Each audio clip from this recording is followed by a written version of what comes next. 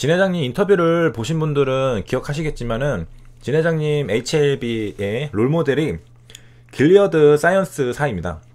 그래서 인터뷰 내용을 보시면 타미플루 하나로 인해서 한 방에 이제 글로벌 제약사로 이제 발돋움했잖아요. 그래서 HLB도 리보세라닙을 기반으로 해서 이제 글로벌 제약사로 성장하겠다.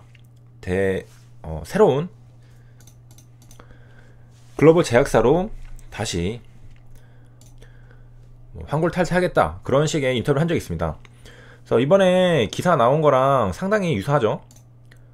HLB가 이제 지분을 확보하려고 하는 이뮤노믹이 백신 개발 착수하면은 예전에 길리어드사가 했던 거와 지금 같은 발자국을 따라서 똑같은 길을 가고 있는 겁니다.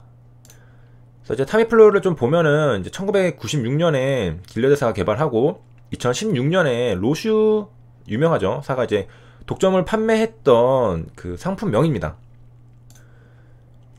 타미플루도 이제 벤처 회사에서 만들어낸 거예요. 그러니까 글로벌 제약사가 만들어낸 게 아니라 조그만 회사가 이제 만들어냈는데 한 방에 글로벌 제약사로 발돋움을 할 수 있었던 거죠. 그 역사를 보면은 이제 1987년에 29살의 이제 젊은 의사 한 명이 벤처를 설립했다고 합니다. 1987년이고 이게 1996년에 개발했으니까 대략 9년 뒤에 타미플루라는 걸 개발해서 엄청나게 성장을 한 겁니다. 이 당시에 이 29살의 의사는 자기가 이렇게 될 줄은 꿈에도 생각을 못 했겠죠. 대략 9년 뒤니까 한 38살에 대박이 터진 겁니다. 그래서 의대를 졸업하고, 일단 똑똑한 사람이에요. 의대 졸업하고 금융과 경영, 와, 이거를 다 해버렸으면은 이제 완전체가 되는 거죠. 그래서 바이오 회사에 갖출 수 있는 역량은 거의 다 갖췄습니다. 그래서 이 바이러스 치료제를 개발하기로 마음을 먹었고 20억 원을 모은 다음에 이어서 100억 원도 자금을 확보했습니다. 그러니까 이런 수제니까 당연히 뭐 자금을 모으는 데는, 예전에 이제 베트남 나노 회장님도 그 학위를 한 3개인가 이제 받았잖아요. 그리고 지금 이제 베트남의 셀트리온이라는 이름으로 불리고 있는 회사를 이제 운영하고 계시고, 이분도 이제 거의 마찬가지 그런 루트를 밟았습니다. 의사 출신으로. 그래가지고 보면은 이제 수십에서 수백억 원의 적자를 계속 기록했습니다. 원래 바이오는 그 만년 적자죠. 만년 적자인데 한방 대박 터지면은 그걸로 이제 끝나는 겁니다. 그래서 이제 계속 적자를 이제 하면서 연구를 했죠. 연구를 하면서 결국에는 이제 성공했습니다. 개발에 성공을 했고 1999년에 독감 치료제를 선보였는데, 이거를 이제 로슈사가 8천억 원의 판매권을 사들였습니다. 이제 판권이랑 뭐 그 글로벌 권리 뭐라고 하죠? 그거를 물질 특허, 그거랑 이제 조금 다른데 이제 에로를 한 거죠. 에로를 해서 이제 8천억 원의 판권을 팔았습니다. 물질 특허가 아니라 판권이죠. 자, 타미플루에 대한 이제 비하인드 스토리를 이제 좀 설명해 주겠는데요. 김정은이라는 길리어드 부사장, 재미라고 하니까 이제 한국 사람이죠. 이름인데 이름이 왜 이러신지는 모르겠는데, 자, 이제 이분이 이제 말씀을 해주신 건데, 이제 신약 개발도 아이디어가 중요하다고 했는데, 이제 사람들은 흡입식이나 주사제보다 알약 먹기를 좋아합니다. 그래서 타미플루 그렇게 시작됐습니다. 알약 하니까 리보세라닙이 이거 완전히 그 앞서 갔던 길리어드의 길을 HLB가 가는 것처럼 사람들 알약 먹기를 좋아한다고 합니다. 경쟁력이 있는 거죠, 약 자체가. 그래서 이제 신종 인플루엔자 치료에 쓰이고 있는 이제 타미플루를 개발한 길리어드의 김정은 박사님이 타미플루 개발 과정에 대해서 강의를 했습니다. 상당히 흥미로울 텐데요. 좀 밑에 보면 한번 보겠습니다. 자, 일단은 이분도 논문을 본 거죠. 치료제 논문이 있었던 겁니다. 이 논문을 보고, 야, 이거 좀 늦어도 먹는 알약으로 개발하면은 사람들이 먹는 거를 더 편하고 편리하고 좋아하니까 성공하겠다라고 해서 연구를 시작했다고 합니다. 그리고 이제 2년 뒤에 개발을 했으니까 성공했고, 1994년에 본 거니까 그 아까 봤던 자료랑 일치를 하죠. 2년 뒤면 1996년이니까 일치합니다. 1994년에 논문을 보고 좀 늦더라도 성공할 것을 연구를 시작했다. 그러니까 1994년에 연구를 시작하고 2년 뒤에 개발이 됐어요. 그리고 성공을 했죠. 그 다음에 로슈로 이제 특허권을 이전을 했습니다. 이거는 뭔지 모르겠는데 여기선 판매권이라고 나와 있는데 또 여기 기사에서는 특허권이라고 되어 있는데요.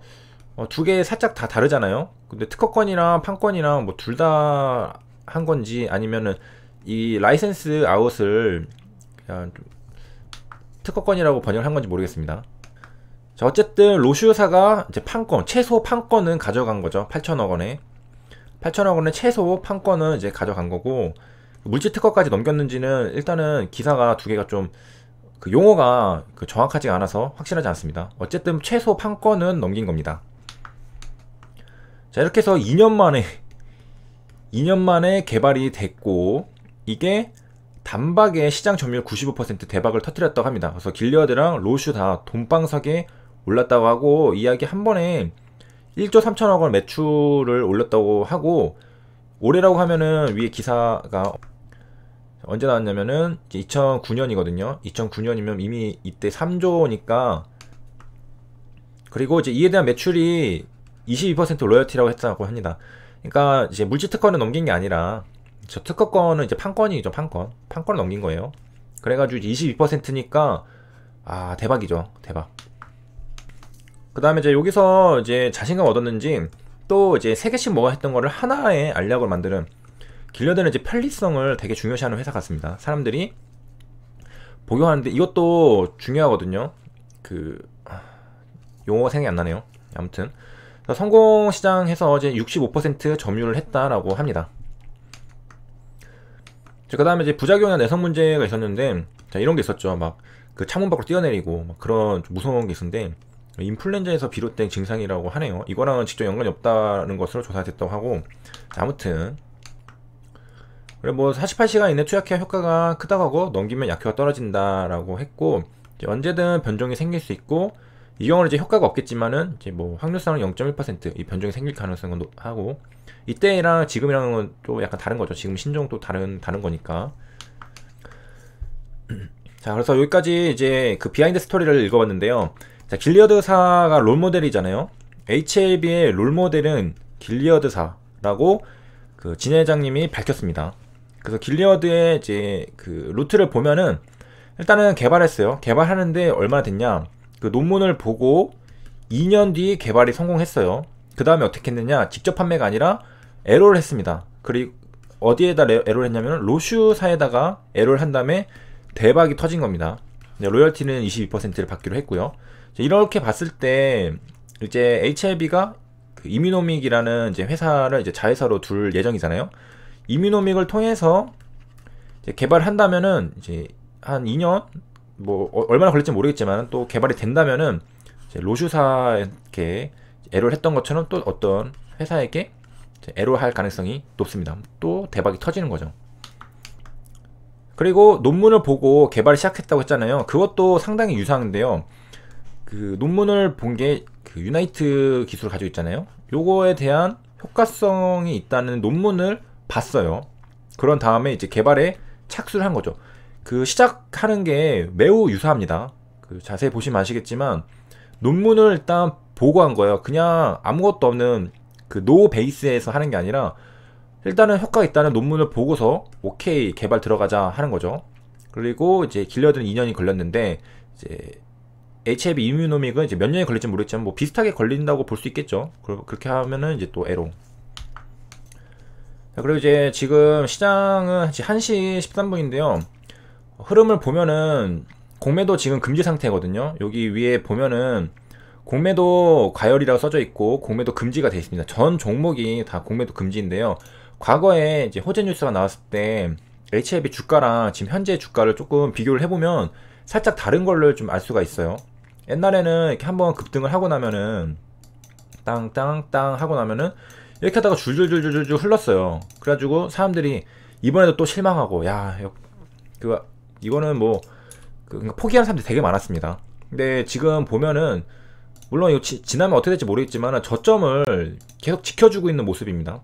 그러니까 확실히 뭐 다른 예외 조항을 사용해서 공매도 칠 수 있다고 하지만 누르는 힘이 일단 무기 하나가 없어졌잖아요. 강력한 공매도란 무기가 있었는데 그게 사라지고 나니까 지금 누를 수가 없는 거죠.